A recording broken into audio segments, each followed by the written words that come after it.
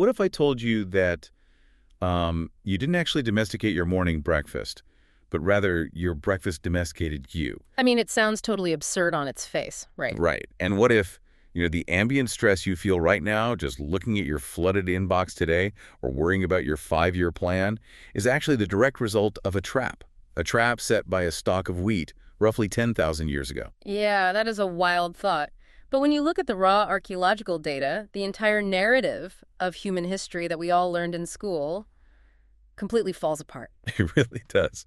I mean, we all know the chart, right? You open a biology textbook and you see that hunched over ape on the left. Oh, the classic march of progress. Exactly. Then a slightly taller ape holding a stick, then a caveman with a spear, and it just marches cleanly, inevitably, all the way up to a modern human holding a smartphone.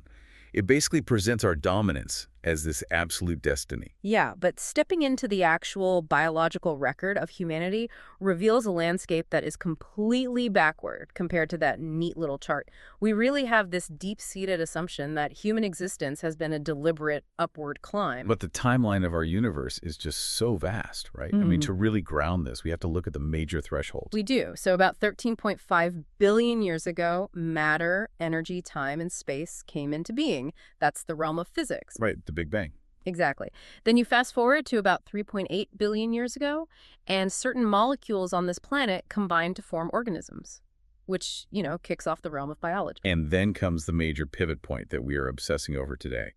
Roughly 70,000 years ago, organisms belonging to our specific species, Homo sapiens, started to form elaborate structures called cultures. Yes, the cognitive revolution, and that marks the actual beginning of history. So, welcome to this deep dive. Our mission today is to completely deconstruct that history. We are taking a massive stack of anthropological and biological research, heavily drawing from Yuval Noah Harari's Synthesis in Sapiens, to figure out how an absolutely insignificant middle-of-the-pack ape somehow became the master of planet Earth. It is a massive topic. And to understand how we conquered the globe, we first really have to strip away our modern arrogance. We really do. We have to realize that we weren't always alone on this planet, and for millions of years, there was absolutely nothing special about us. So let's unpack this. We humans, the genus Homo, evolved in East Africa about 2.5 million years ago. But Homo sapiens is just one single species, right? Right. We actually had a huge, noisy family of siblings. I mean, if you were to hike through East Africa 2 million years ago, you would see archaic humans loving, playing, forming friendships, and, competing for status. But chimpanzees and baboons were doing the exact same things. Exactly. These early humans had no more impact on their surrounding ecology than gorillas or jellyfish. They were just another animal trying to survive. So what changed? Well, a crucial shift happened when they started migrating. About 2 million years ago, some of these archaic humans left Africa and spread across North Africa, Europe, and Asia. And I imagine survival in a snowy, desolate European forest requires vastly different biological traits than, say, surviving in a steaming Indonesian jungle. Oh, absolutely. So, driven by those different environmental pressures, they evolved into distinct species. In Europe and Western Asia, they evolved into Homo neanderthalensis, the Neanderthals. Right, they were bulkier, heavily muscled, perfectly adapted to the brutal cold of the Ice Age. Yeah. Meanwhile, in the eastern regions of Asia, you had Homo erectus, the upright man. And the sheer survival record of erectus is just staggering. They survived in Asia for close to 2 million years. Wait, 2 million years? That makes them the most durable human species ever to exist, right? By far. I mean, when you consider that we sapiens have only been around for a fraction of that time, and we are already facing existential, self-created threats, the idea of us lasting another 2 million years seems pretty improbable. Yeah, that is a sobering thought. And the family tree was incredibly diverse, wasn't it? Like on the island of Java, there was Homo soloensis, specially adapted to the tropics. Yes. And then there is the dwarf species on the Indonesian island of Flores, Homo floresiensis. The mechanics of how they evolved are absolutely fascinating. Oh, right. Didn't they get trapped there? Yeah, they got trapped on the island when sea levels rose, and Flores was incredibly poor in resources. So in an environment with limited food, large bodies are a massive biological liability. They just require too many calories. So the larger individuals literally starved, while the smaller ones survived and reproduced. Exactly. Over generations, the entire species shrank. I mean, they were only a meter tall and weighed maybe 25 kilograms. Wow. But they still possess the cognitive capacity to make stone tools, right? Yeah. I read they even hunted the local dwarf elephants on the island. They did. And the picture of our family tree is still expanding. In 2010, scientists excavating the Denisova cave in Siberia discovered a fossilized finger bone. Let me guess. It wasn't a Neanderthal or a Sapiens. Nope. Genetic analysis revealed it was an entirely unknown sibling species, now named Homo denisova. So the Earth of 100 millennia ago was walked by at least 6 different species of man simultaneously. Which completely shatters that linear textbook chart we talked about earlier. We were sharing the planet. But all of these sibling species shared one defining and honestly biologically ruinous characteristic. Massive brains. Right. Massive brains. I mean, a mammal weighing 60 kilograms typically has a brain of about 200 cubic centimeters. But the earliest men had brains of 600 cubic centimeters. And modern sapiens averaged 1,200 to 1,400. Neanderthals actually had even larger brains than we do. Now, we naturally assume bigger brains are inherently better, like we are sitting here having a complex conversation because of them. But from an evolutionary standpoint, a jumbo brain is a jumbo drain. That's a great way to put it. Our brains account for only 2 to 3% of our total body weight, but they consume 25% of our body's resting energy. 25%, that's huge. What do other apes use? Other apes only dedicate about 8% of their resting energy to their brains. Evolution operates like a very strict accountant. Every biological advantage has a cost. So to fund these massive, energy-hungry neural networks, archaic humans had to divert metabolic energy away from other systems. Yes, and the most immediate casualty was muscle mass. Their biceps literally atrophied to feed their neurons. Which means if a modern Homo sapiens gets into a physical altercation with a chimpanzee today, the chimpanzee will tear the human apart. Oh, easily. Because the ape invested its evolutionary currency in muscle, while we invested ours in thought. But the costs didn't stop at our muscles, did they? We also decided to stand up. Right, bipedalism. Now, bipedalism is incredibly advantageous because it frees up your hands. If you are standing, you can throw stones, signal to your bandmates, and eventually craft tools. But our skeletal architecture was originally designed for a creature walking on all fours. Exactly.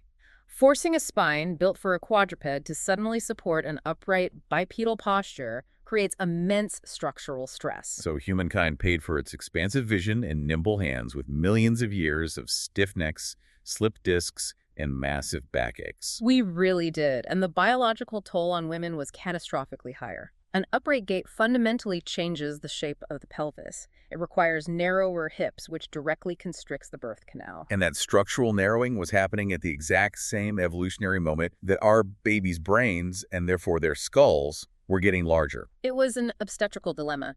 Death in childbirth became a leading hazard for female humans.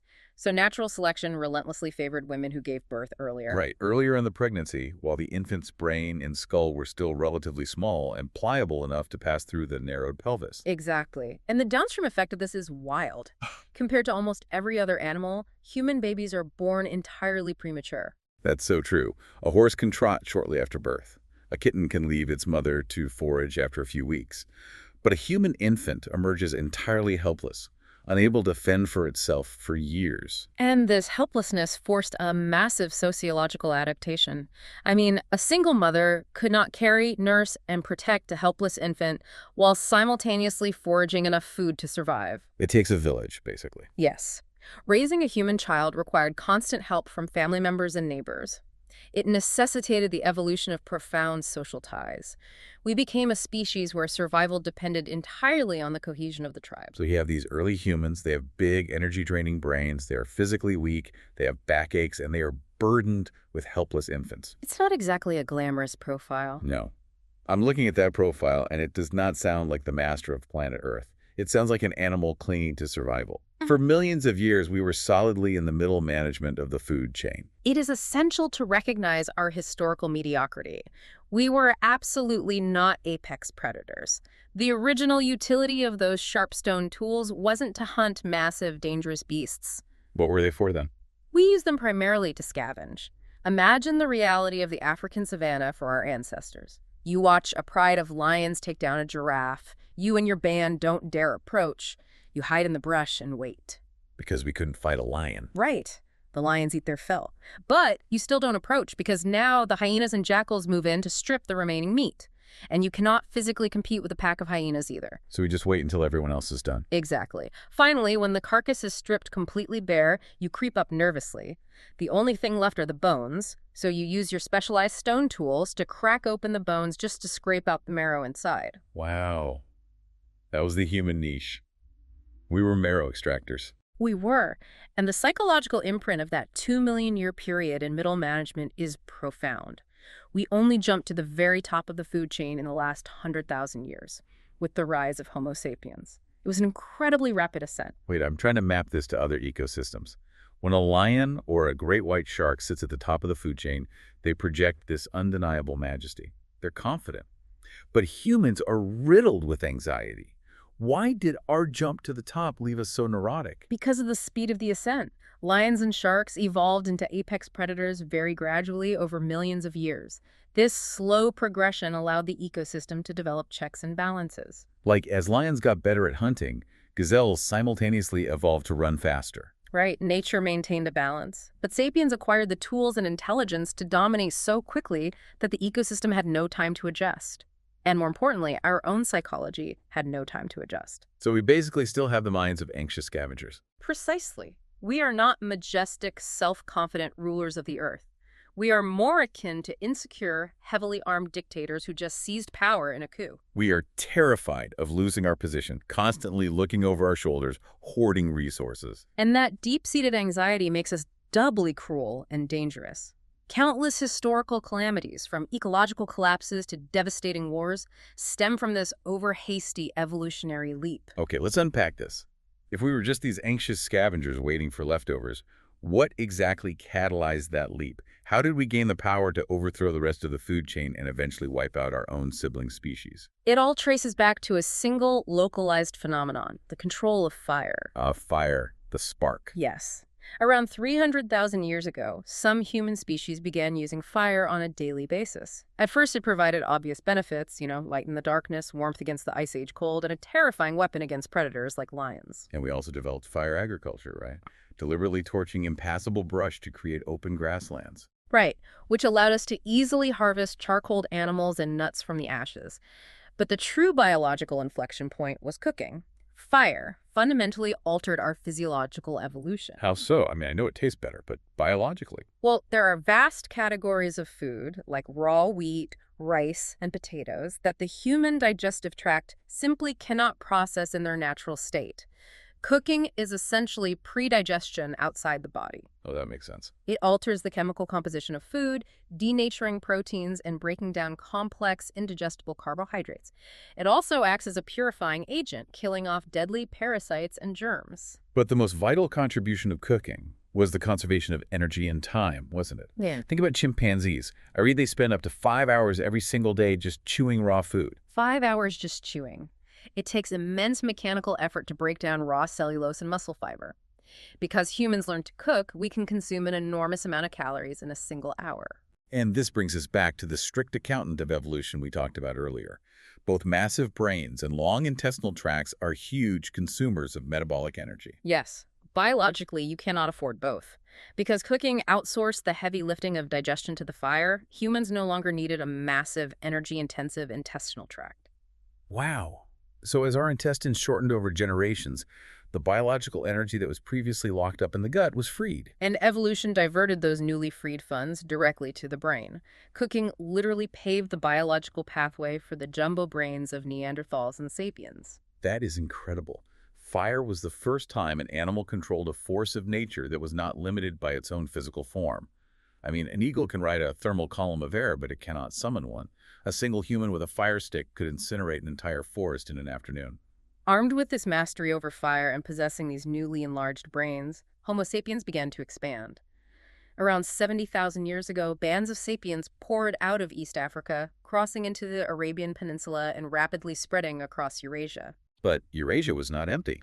It was heavily occupied by our siblings.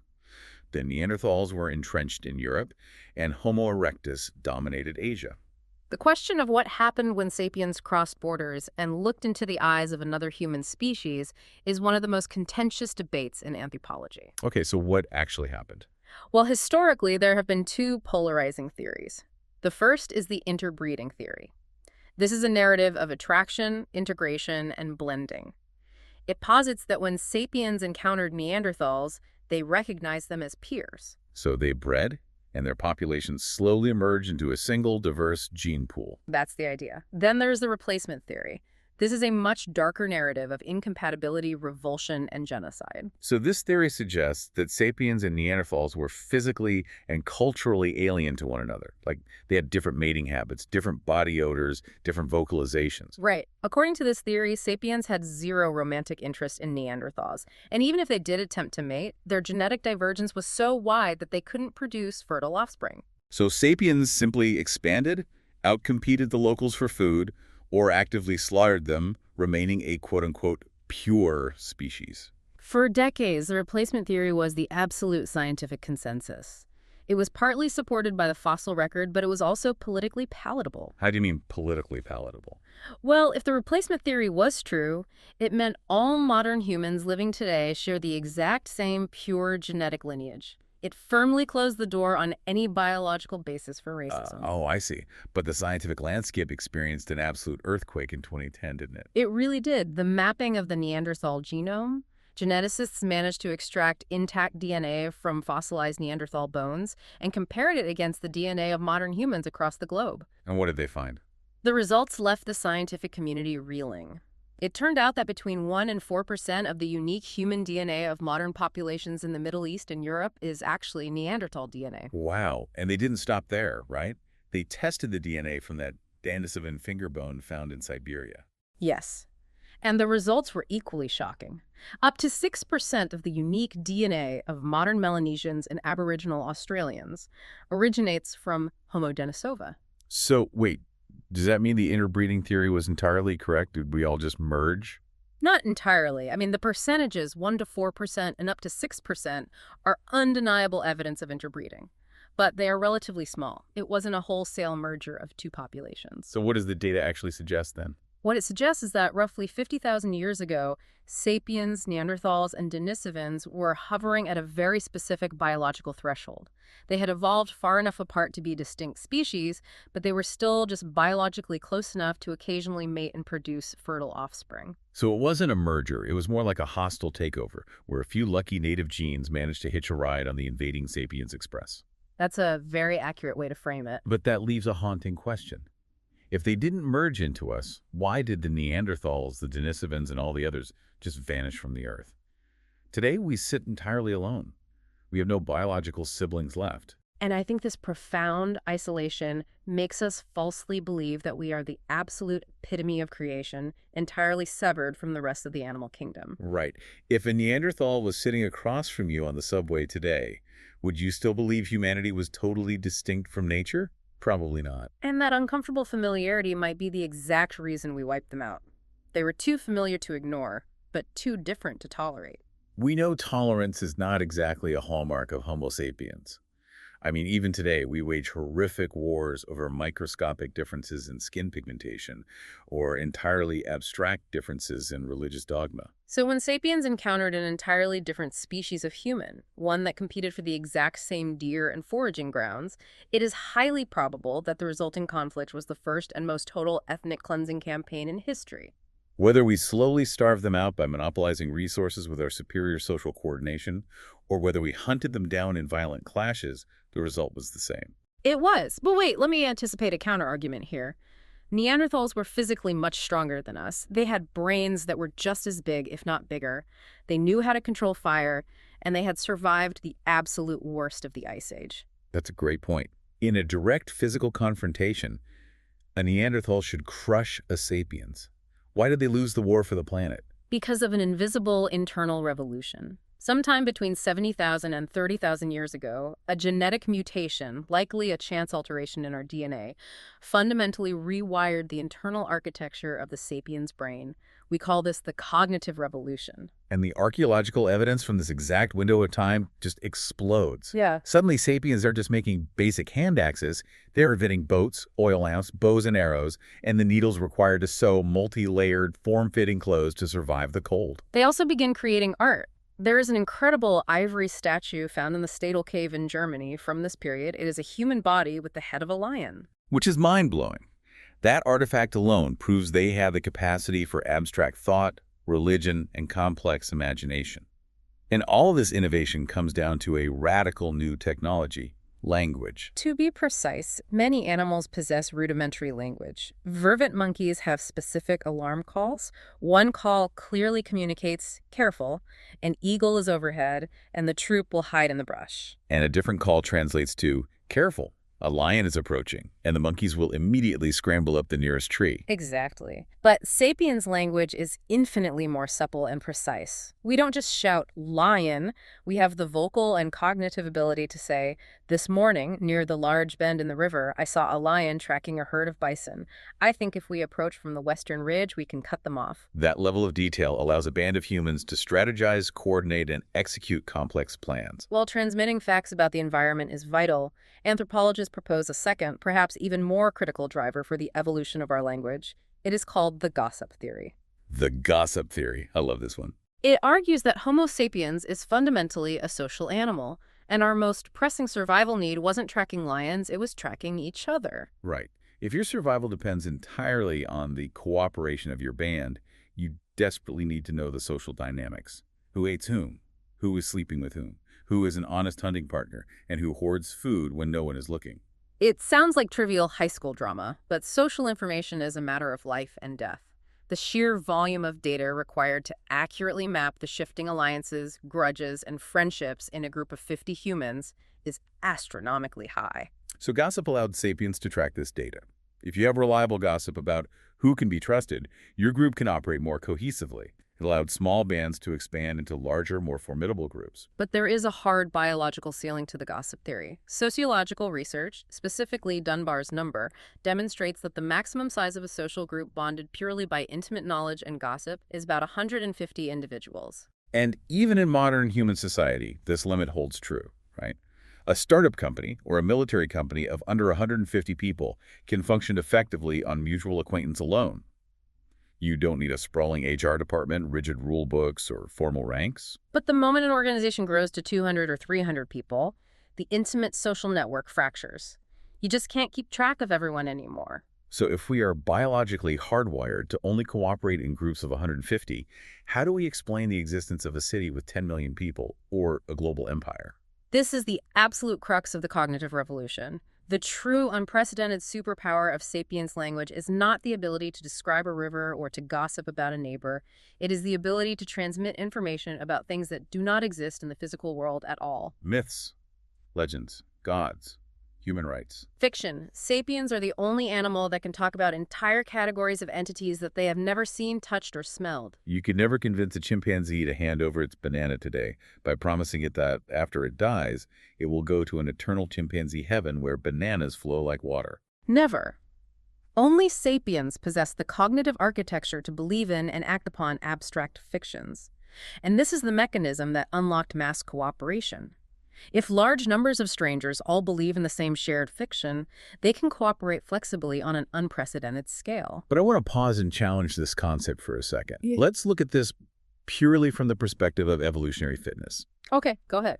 If you were living in a hostile prehistoric environment, time spent hallucinating about lion spirits or forest fairies is time not spent looking for real food or avoiding real predators. A brain prone to delusions seems like a massive biological liability. Why didn't natural selection swiftly eliminate the daydreamers? That's a brilliant question. The answer is that these fictions are not mere daydreaming, they are the architectural blueprints for mass collaboration.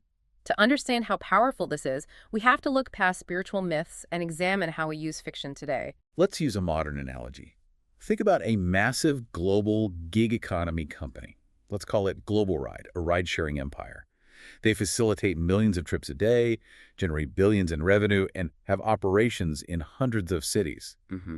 But what actually is Global Ride? It's not the cars. The company famously doesn't own the vehicles. If every driver's car broke down today, the company would still exist. Exactly. And it's not the app code. You could wipe their servers, and they could hire engineers to write new code tomorrow. It's not the CEO or the shareholders either. They change constantly. So Global Ride has no essential physical connection to the material world. It cannot be touched or physically located. Exactly. Global Ride is a hallucination we all participate in. Lawyers refer to it as a legal fiction. specifically a limited liability corporation. Historically, if you started a bakery and it went bankrupt, you were personally liable for the debt. Your personal house could be seized or you could be imprisoned. The risk paralyzed innovation. So humans collectively invented the concept of a corporation, an invisible legal entity that exists completely independently of the flesh and blood people who work for it. Just as an ancient shaman would chant incantations to summon the guardian spirit of the tribe, modern lawyers draft complex legal documents and file them with the state. And once the correct rituals are performed and the papers are stamped, millions of people suddenly agree to behave as if this invisible entity called Global Ride is real. They will lend it money, work for it, and obey its rules. This fiction superpower entirely bypasses the biological limits of Dunbar's number. Two chimpanzees who have never met cannot cooperate to hunt a monkey because they don't know if they can trust each other. But two human strangers who both believe in the fiction of the United States or the fiction of human rights or the fiction of fiat currency can instantly cooperate to build a hospital, fight a war, or conduct international trade. And because these fictions are entirely constructed in our minds, we can update them rapidly. We don't have to wait hundreds of thousands of years for our DNA to mutate to change our social behavior. Like the French Revolution. In 1789, the population of France woke up and, in an incredibly short span of time, collectively abandoned the deeply entrenched myth of the divine right of kings and replaced it with a brand new myth, the sovereignty of the people. We unlocked the fast lane of cultural evolution. Homo erectus used the exact same design of stone tools for 2 million years because their social structure was hard-coded into their genetics. Sapiens could rewrite their social operating system in a single generation. Which is exactly why we wiped out the Neanderthals. 50 Neanderthals might have been physically stronger and possess a perfectly adapted traditional culture, but they were no match for 500 highly organized sapiens who were coordinating their attacks based on a shared belief in a tribal god. So, equipped with this newly acquired cognitive architecture, capable of mass cooperation through myth, sapiens truly inherit the Earth. But what was the daily reality of these people? Right, for tens of thousands of years before the invention of agriculture, our ancestors were foragers. We conventionally refer to this era as the Stone Age, but that terminology is deeply misleading. It's a massive branding error. We call it the Stone Age because stone tools are the only artifacts durable enough to survive the millennia for archaeologists to dig up. But their world was primarily constructed of wood, leather, bamboo, and sinew. It was really the Wood Age. Our reliance on surviving stone artifacts introduces a heavy bias into our understanding of their lives, doesn't it? Modern humans are surrounded by massive, durable possessions, houses, cars, infrastructure. But ancient foragers were nomadic. They moved frequently, sometimes every few days, to follow animal migrations or seasonal plant yields. They could only own what they could physically carry on their backs. Therefore, the vast majority of their intellectual, religious, and emotional lives were conducted entirely without the aid of physical artifacts. We look at a few chipped flint rocks and assume their lives were brutally simple, but the anthropological evidence suggests something completely different. In fact, many experts refer to ancient foragers as the original affluent society. The original affluent society, I love that term. The comparison between the foraging lifestyle and modern labor is striking. Today, you, the listener, probably routinely work 40, 50, or even 60 hours a week just to maintain shelter and pay off debts. In stark contrast, observations of modern foraging societies and historical reconstructions suggest that ancient foragers only spent about 35 to 45 hours a week securing food and necessities. Imagine the schedule of a sapiens living in an Asian forest 30,000 years ago. They might wake up, spend 3 or 4 hours foraging for mushrooms, digging up edible roots, and perhaps catching some frogs or small game. By early afternoon, their essential labor for the day was complete. They had the rest of the day entirely free to gossip, play with their children, tell stories, and simply socialize. And their physical health was generally remarkable, right? We often assume that because they lived in the past, they must have been sickly and malnourished. But the opposite is true. A later agricultural peasant relied on a deeply flawed monoculture diet, eating wheat porridge for breakfast, lunch, and dinner. This severe lack of dietary variety led to nutrient deficiencies, stunted growth, and rotted teeth. The foragers, on the other hand, had a brilliantly diverse diet. Over a month, they might consume dozens of different species of berries, nuts, insects, snails, roots, and various meats. This variety practically guaranteed they receive all necessary vitamins and minerals. Fossil records show that ancient foragers were generally taller and physically healthier than the agricultural peasants who replaced them thousands of years later. Furthermore, they suffered from vastly fewer infectious diseases. Most of the devastating plagues that have historically decimated humanity, smallpox, measles, tuberculosis, are zoonotic diseases. Right. They originated in domesticated farm animals and crossed over into human populations only when people began living in incredibly dense, unhygienic, permanent settlements surrounded by livestock. Foragers roamed in small bands and had no domesticated animals other than dogs, effectively insulating them from these epidemics. It sounds incredibly idyllic, but we have to be careful not to fall into the trap of romanticizing them as perfect, peaceful children of nature. It wasn't a Disney movie. No, the reality of survival in a harsh environment required brutal compromises. The text references the Ache people, a group of hunter-gatherers living in the jungles of Paraguay who were studied by anthropologists up until the 1960s. Some of their cultural practices are profoundly shocking to modern sensibilities. Yeah, I was reading about this when an elderly member of the Ache band became too frail to keep up with the constant movement, becoming a dangerous liability to the entire group's survival. It was customary for a younger member to execute them, often with a swift blow from an axe. They were also known to abandon sick individuals to the elements. The anthropologists documented one man who was left behind to die. Miraculously, he recovered and caught up with the band, but they stripped him of his dignity, nicknaming him Vulture Droppings. And their treatment of infants could be equally ruthless. If a child was born with a physical defect, or if the band simply couldn't support another mouth, infants were occasionally buried alive. There are accounts of a baby being killed simply because a male member of the band was in a dark mood and the child's crying annoyed him.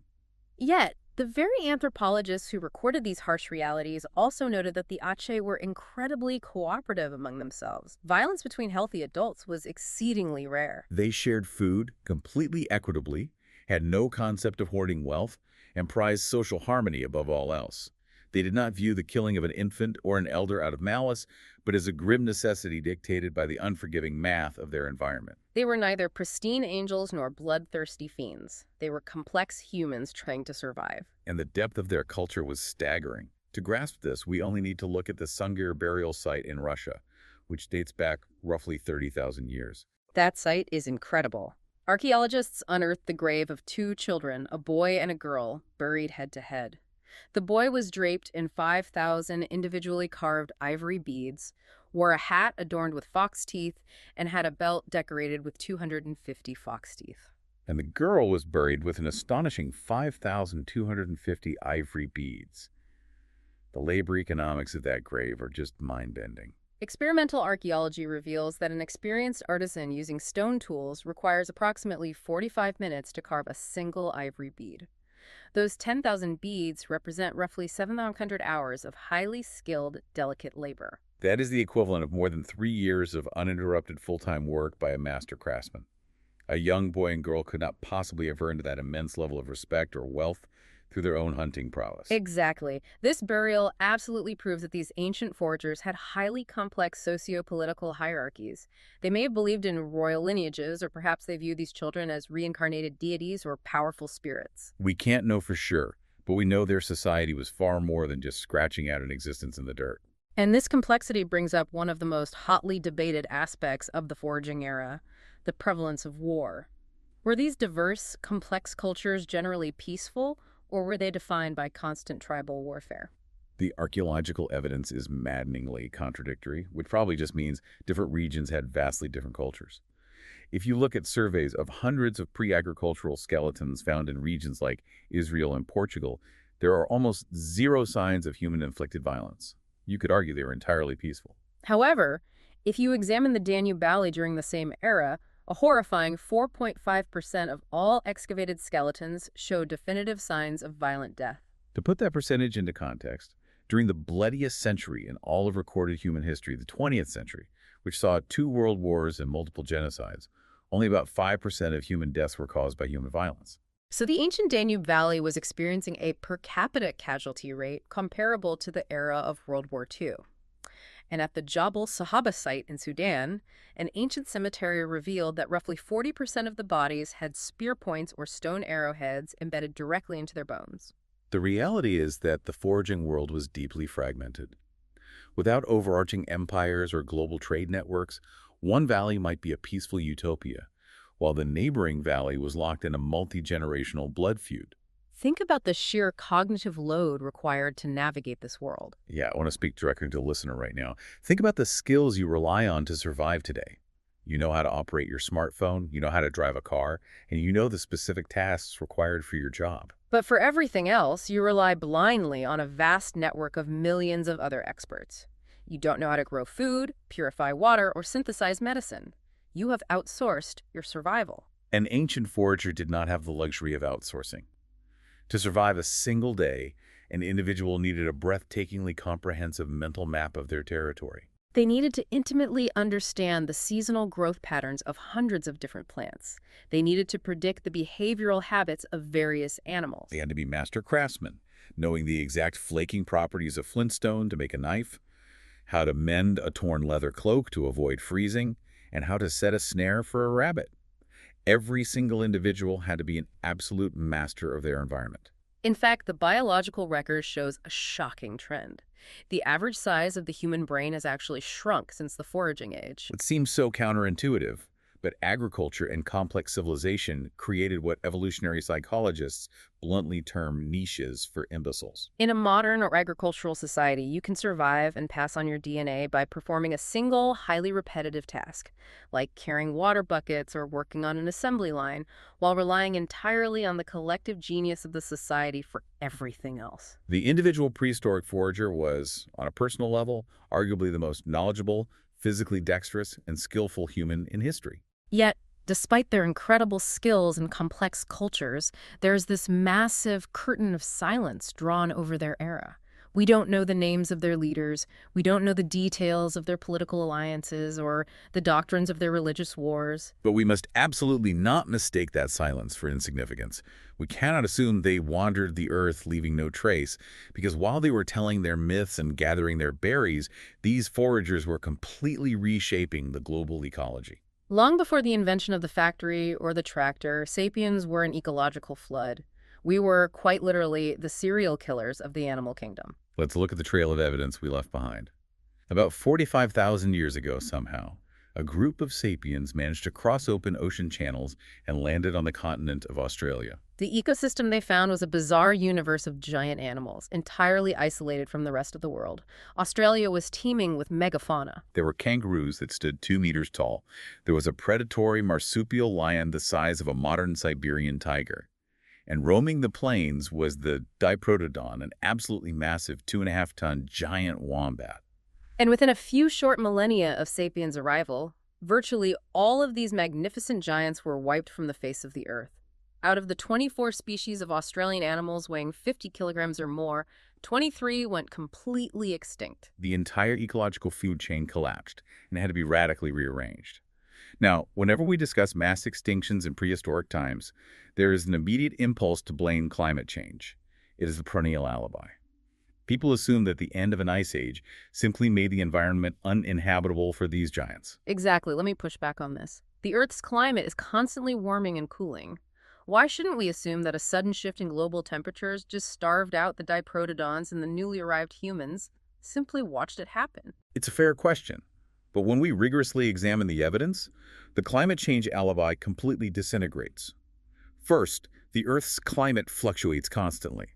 The giant diprotodons had successfully survived at least 10 previous massive ice ages over the preceding 1.5 million years. Why would they perfectly weather 10 dramatic climate shifts only to suddenly succumb to the chills at the exact historical moment 45,000 years ago that sapiens happened to wash ashore? It defies statistical probability. And the geographical spread of the extinctions doesn't match a global climate event. Precisely. When severe climate change causes mass extinctions, marine biology is usually devastated right alongside terrestrial life. The oceans absorb temperature shifts and sea ecosystems collapse. But 45,000 years ago, there was no significant extinction event among oceanic fauna.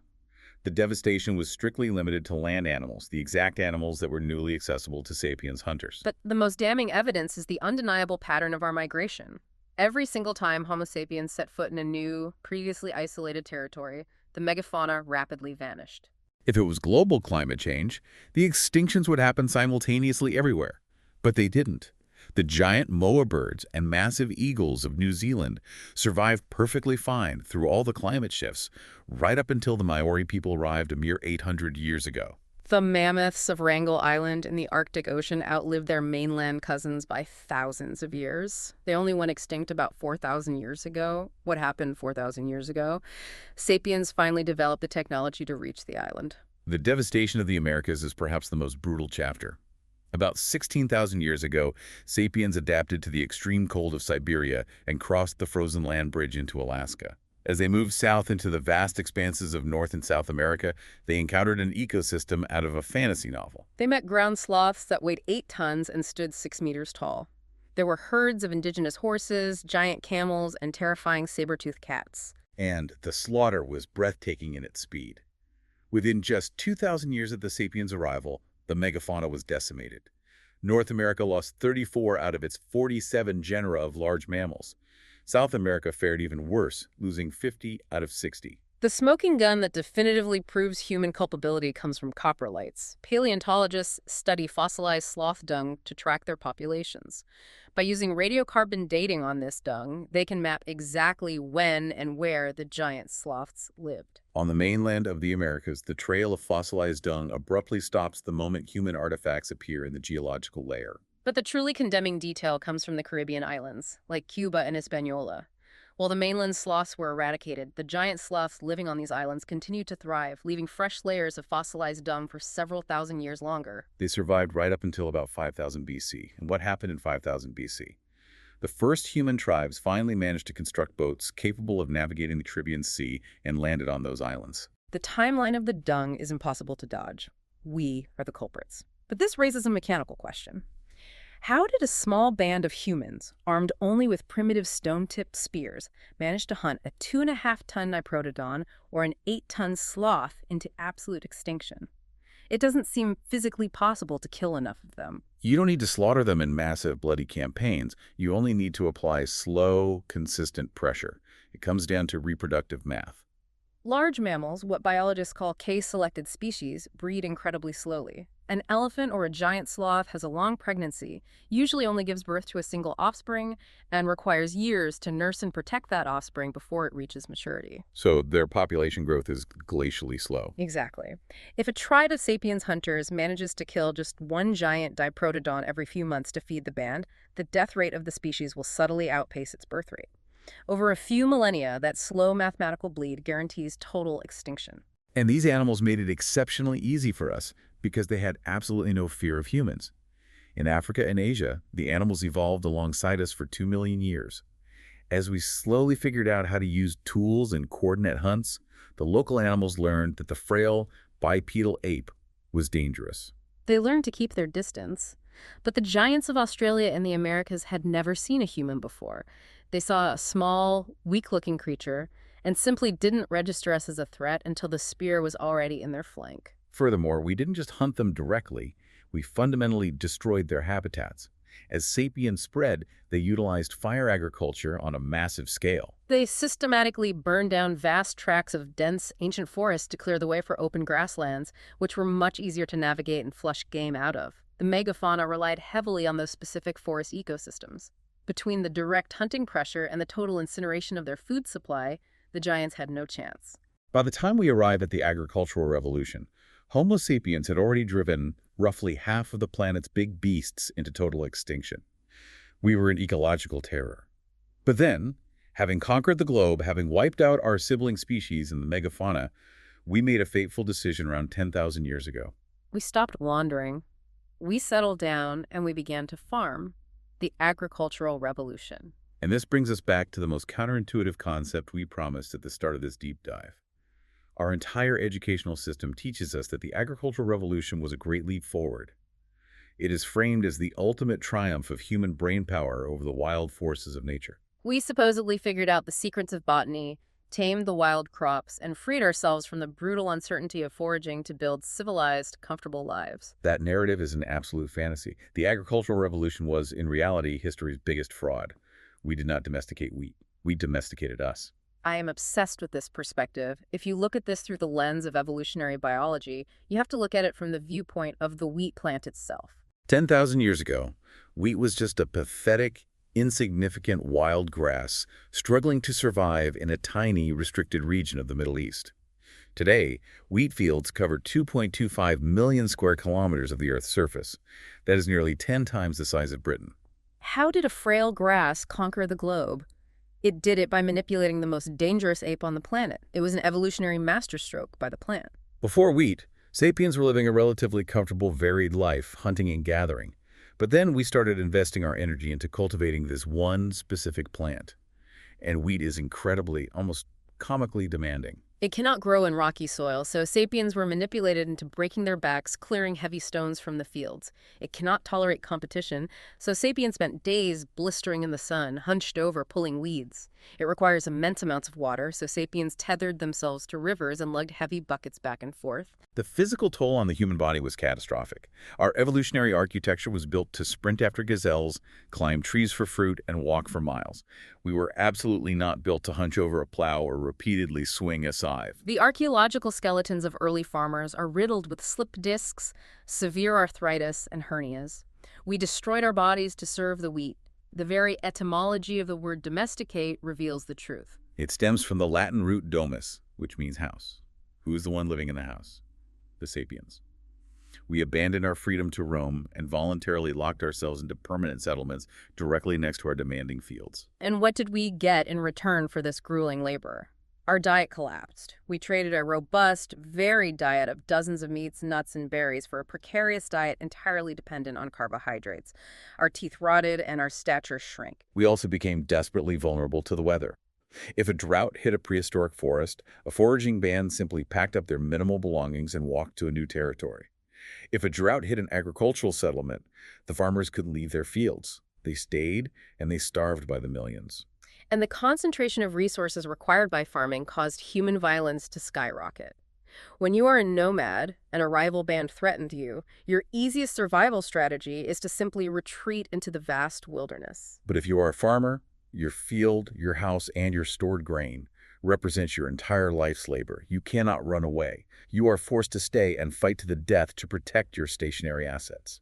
In simple early agricultural societies, violent human conflict was responsible for roughly 15% of all deaths. In specific regions like early New Guinea, it accounted for an astonishing 35% of male mortality. So let me get this straight. Worse diet, rampant new diseases from living next to livestock, agonizing daily labor, and a massive spike in violent death. I am struggling to understand why any rational human would make this trade. Why did we choose to become farmers? Because agriculture offered exactly one overwhelming biological advantage: the ability to artificially concentrate calories. A single square mile of cultivated wheat field produces vastly more raw calories than a square mile of wild forest. And in the cold, unfeeling calculus of evolution, the only metric of success is the number of DNA copies a species produces. Evolution does not care if the individual is happy, fulfilled, or suffering from a slipped disc. 1,000 starving, diseased, overworked peasants clustered in a village is viewed by evolution as a massive success compared to a band of 50 healthy, well-fed, happy foragers. Agriculture allowed Homo sapiens to multiply exponentially. It kept vastly more people alive, but under significantly worse conditions. But the individual humans making these choices 10,000 years ago didn't care about the evolutionary success of the sapiens genome. No one woke up and said, I'm going to ruin my spine and eat nothing but gruel so that humanity can hit a population of 8 billion in a few millennia. So how did we get tricked into this? It was a gradual, insidious process. Harari terms it the luxury trap. The transition from foraging to farming was not a sudden revolution. It was a series of microscopic, seemingly logical decisions made over generations, each intended to make life just a little bit easier. This is such a crucial concept. To understand it, think about a modern phenomenon, the infinite scroll on our smartphones or the design of social media apps. Originally, the internet was designed to be a tool. You log on, find the specific information you need efficiently, and log off, saving time. Then developers created algorithms and the infinite scroll to deliver relevant information continuously, ostensibly to save us even more time and effort. But did it make our lives more relaxed? No. It completely hijacked our attention. We are now trapped endlessly scrolling, consuming massive amounts of digital junk calories, resulting in unprecedented levels of anxiety and wasted time. A tool designed for ultimate convenience mutated into a mandatory treadmill that dictates our daily habits. The early farmers fell into the exact same psychological trap. At the end of the last ice age, Global warming caused fields of wild wheat to naturally expand. Foragers found it easy to gather large amounts of grain. To process the heavy harvest, they set up temporary seasonal camps.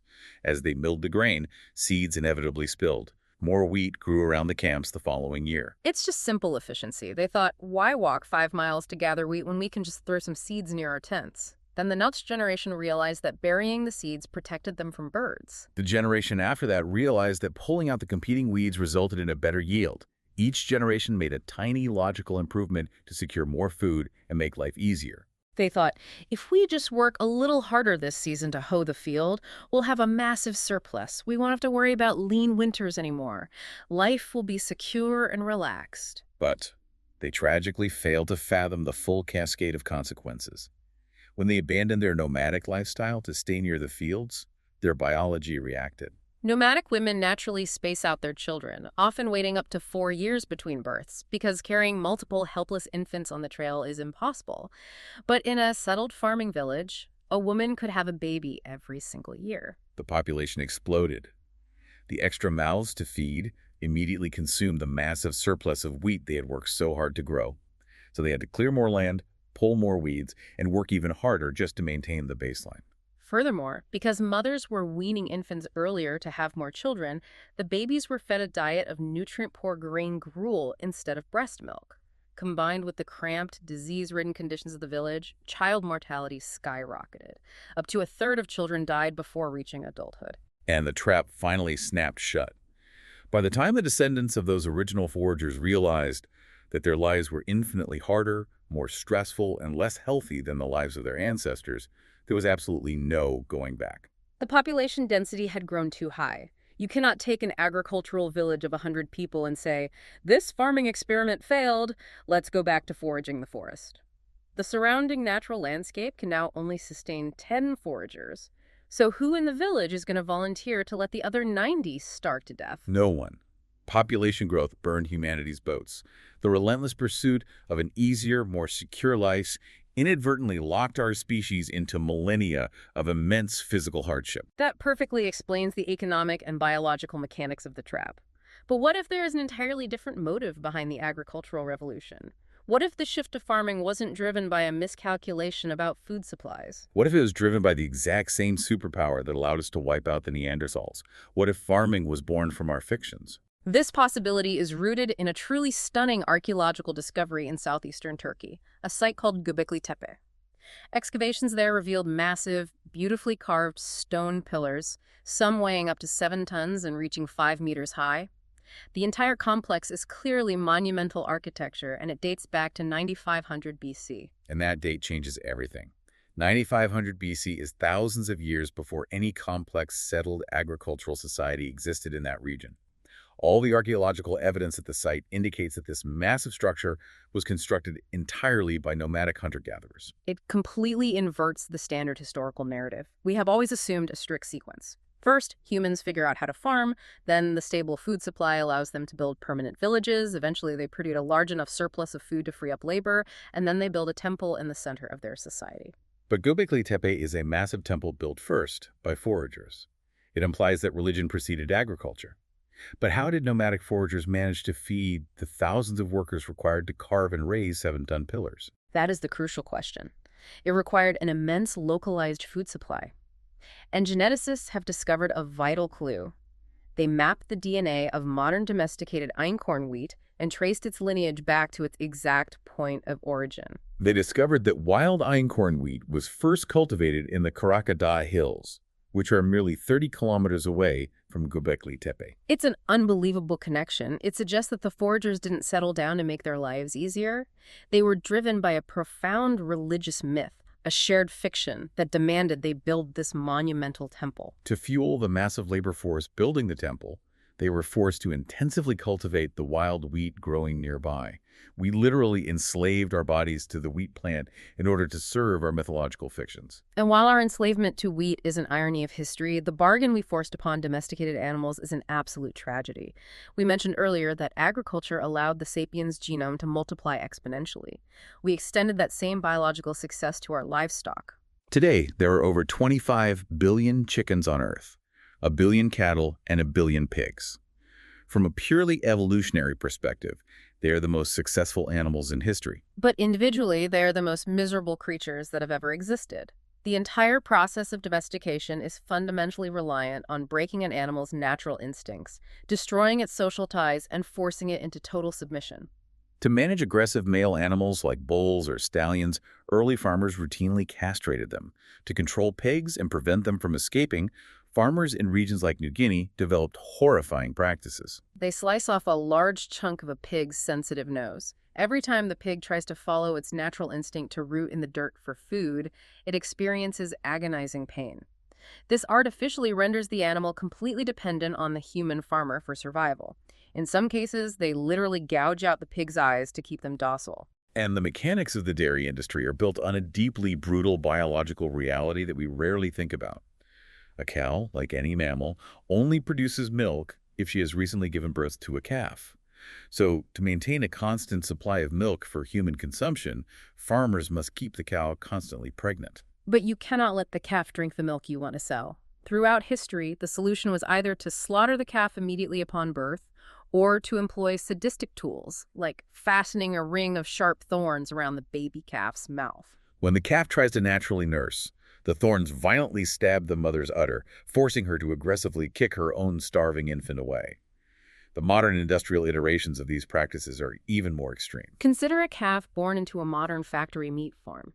Immediately torn from its mother, it is locked inside a tiny cage barely larger than its own body. It will live its entire short 4-month life in that box. It is intentionally prevented from ever walking, playing, or socializing with other cattle, solely so its muscles remain atrophied and soft, producing a tender steak for human consumption. This forces us to confront a terrifying philosophical discrepancy. How are we measuring success? We have created a global system where evolutionary success, the sheer proliferation of DNA copies, is completely divorced from subjective well-being. A wild, endangered rhinoceros fighting for survival on the plains of Africa is undoubtedly experiencing a vastly happier, more fulfilling existence than a factory farm chicken that represents the pinnacle of evolutionary success. It is a dark reality. And while the animals suffered physically, the sapiens trapped in these new agricultural settlements began to suffer profoundly in their psychology. The physical space a human occupied drastically shrank, from a vast roaming territory to a tiny, claustrophobic mud hut in a single field. But their psychological perception of time expanded massively. Foragers rarely worried about the distant future. Because they lived hand-to-mouth and couldn't store meat or fruit long-term, their anxieties were focused on the immediate present. But a farmer's entire existence was dictated by delayed gratification. They lived on brutal, unforgiving seasonal cycles. They had to plant seeds in the spring and hope to survive until the autumn harvest. Their minds became obsessed with predicting the future, terrified of droughts, floods, or locusts. They worked feverishly to produce vast surpluses to ensure their survival through the lean years. But the cruel irony of the agricultural revolution is that the hardworking peasant almost never got to keep the surplus they destroyed their bodies to produce. The accumulation of massive food surpluses facilitated the rise of complex, stratified societies. It allowed for the creation of a ruling class who didn't have to farm. Kings, professional soldiers, priests, and bureaucrats arose. They systematically confiscated the peasants' surplus grain through taxation and force, using it to fund standing armies, build opulent palaces, and wage massive wars. When you open a history textbook, you are not reading the history of humanity. You are reading the history of an incredibly tiny parasitic elite doing grandiose things, while 99% of the human population was outside, anonymously plowing fields and hauling water. To organize these newly massive, densely packed cities and sprawling empires, the elites faced a logistical nightmare. Evolution had only equipped the sapiens' brain to cooperate intimately with about 150 people. How do you get 1 million strangers in the Roman Empire or ancient Babylon to cooperate without slaughtering each other? They couldn't rely on biology. They had to fall back on the ultimate sapien superpower, the imagined order. They built mass cooperation networks entirely upon shared foundational myths. To understand how these imagined orders function, we can compare two of the most famous foundational documents in human history written thousands of years apart. First, the Code of Hammurabi, established around 1776 BC. This document was the ultimate authority for the Babylonian Empire, organizing millions of subjects. The code explicitly declared that the highest gods, Enu, Enlil, and Marduk, had dictated a universal, immutable hierarchy. It categorized all humans into 3 strict, unchangeable classes: superiors, commoners, and slaves. The law reflected this hierarchy biologically. If a superior man blinded the eye of a commoner, he merely paid a small fine in silver. But if he blinded the eye of a slave, he just paid the slave's owner half the slave's property value. The myth was that human inequality was the fundamental law of the universe. Now contrast that ancient document with the American Declaration of Independence, drafted in 1776 AD. This document serves as the foundational myth for the modern American order. It confidently declares as a self-evident truth that all men are created equal, and that they are endowed by their Creator with unalienable rights, specifically life, liberty, and the pursuit of happiness. Both documents claim to be describing an objective, eternal reality dictated by a higher power. Hammurabi says absolute inequality is the natural order. Thomas Jefferson says absolute equality is the natural order. So if you look at this through the cold, objective lens of a biologist, which one is actually right? Neither. Biologically speaking, both documents are pure fiction. Evolution is completely blind. It does not possess a moral compass. There is no biological reality to the concept of equality. Humans are not created equally. We evolve differently based on diverse genetic mutations and environmental pressures. And the concept of unalienable rights is equally fictional. A strand of DNA does not care about your liberty or your pursuit of happiness. It only cares about replication. In biology, there are no rights. There are only temporary characteristics. The concept of human rights is just the newest iteration of our ancient ability to hallucinate a shared guardian spirit. Both the Code of Hammurabi and the Declaration of Independence are magnificent, highly effective myths. Exactly. We must understand that acknowledging these orders as fictional does not mean they are lies or useless. An imagined order exerts terrifying, tangible force in the physical world, but only as long as the critical mass of society believes in it. The shared belief in human rights, or the value of a dollar bill, or the authority of a constitution, is the only mechanism that prevents our massive societies from immediately collapsing back into bands of 150 warring apes. It is absolutely breathtaking when we pull all these threads together and survey the journey. We started this deep dive looking at an anxious, middle management ape, physically weak and scavenging for bone marrow in the shadows of lions. We stumbled onto the chemical mastery of fire, which shrank our guts and supercharged our brains. We wielded that new intelligence to ruthlessly wipe out every other human sibling species on the planet. We gained the biological mutation of language, unlocking the superpower fiction, which allowed us to coordinate in massive numbers. We used that immense coordination to spread across the globe like an ecological flood, acting as serial killers who eradicated the giant sloths and magnificent megafauna wherever we stepped. And then, in our relentless, short-sighted pursuit of an easier life, we fell headfirst into a trap set by a simple, grassy plant called wheat. We traded our very diets, our physical health, and our freedom to roam for the misery of the plow and an exploding population. And finally, to keep those massive, miserable populations from tearing each other apart in the cramped confines of our new cities, we locked ourselves inside invisible, overarching societal fictions. This journey forces us to reevaluate every aspect of our modern reality. It is incredibly easy for us to look back at history and recognize the imagined orders of the past. We can effortlessly see that the divine right of kings or Hammurabi's caste system were just arbitrary myths constructed to maintain order. But the far more difficult and ultimate takeaway you should mull over is applying this lens to the present. What modern foundational myths are you blindly accepting as absolute biological truths today? That is the truly unsettling question. If the concept of a modern tech conglomerate, the Code of Hammurabi, and even the supposedly inevitable progress of the agricultural revolution were all just artificial constructs that we invented and eventually got trapped by, what invisible traps are you walking into right now in the 21st century? From the absolute authority we grant to fiat currency, to the artificial borders of the nation-state, to the relentless, anxiety-inducing pursuit at the corporate ladder, to the belief that the next technological upgrade will finally bring us happiness, which fictions are currently domesticating you. Are we actually the masters of our myths, consciously using them to build a better world? Or are we just the modern equivalent of the ox pulling the plow, terrified of a future we can't control, serving an imagined order we forgot we invented? Thank you for joining us on this deep dive. Keep questioning the physical reality around you. Look much closer at the historical staircase they told you was a straight line, and we will catch you next time.